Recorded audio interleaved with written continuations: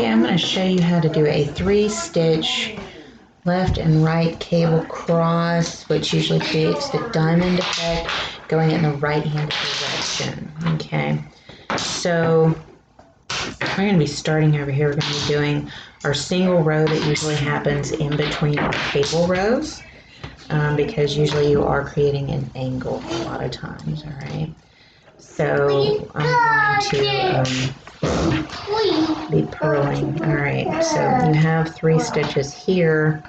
The first one is a purl and your next 2 is an E-wrap. Okay, so what you want to do is you want to purl 1. Now we're doing this flat, but if you're doing it the other way, you just need to keep in mind. All right, E-wrap 2.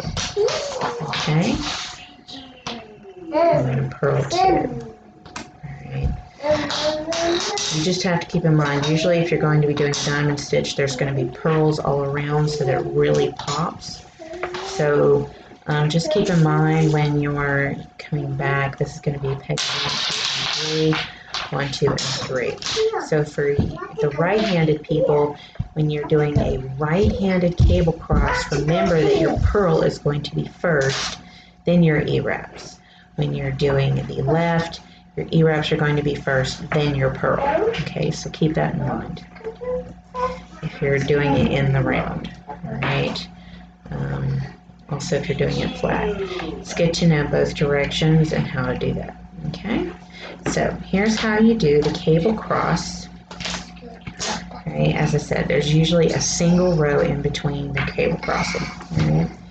So what you want to do is we want to do a right 3-stitch cable cross. So what you want to do is you want to take your stitch holder and you want to place stitch 1 onto a stitch holder placed into the middle of the loom.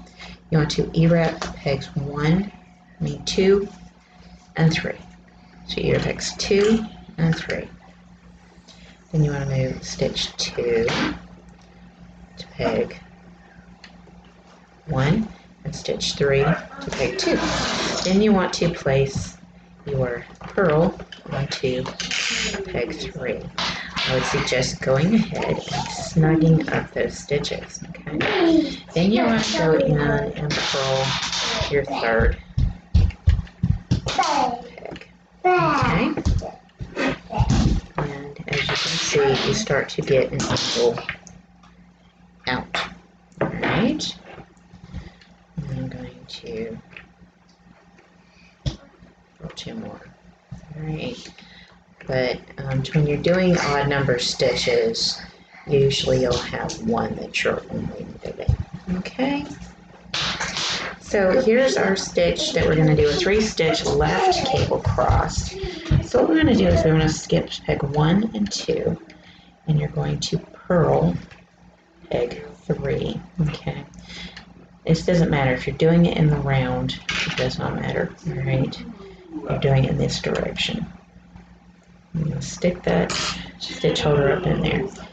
Then you're going to E-wrap pegs 1 and 2. So you're going to E-wrap pegs 1 and 2. You're going to toss those stitches over. You're going to move stitch 2 to peg 3, stitch 1 to peg 2, and stitch 3 to peg 1. Okay? Then you're going to go in and you're going to tighten up those stitches. All right? So a nice clean movement. All right? So that is how you do a 3-stitch left and right cable cross to create a more of a diamond effect. As you can see here, we're starting to get an angle. Okay, so just keep in mind you need to probably move a stitch marker every time you know you've moved those 2 stitches over, those E-wrap stitches over, and put a stitch marker there. Either way, you'll have a purl on each side. Now keep in mind when you're doing this direction, you're right-handed, your purl is always your first stitch, and then you do E-wrap when you're doing a right cable cross with the 3 stitches. Pick up your first stitch, E-wrap these two, move them over. Right? So the purl is a pickup stitch first before you purl it. Over here is your purl first and then pick it up. But your purl is usually the stitch that sits into the middle. Okay, so keep that in mind. That is how you do a 3-stitch right and left cable cross right-handed.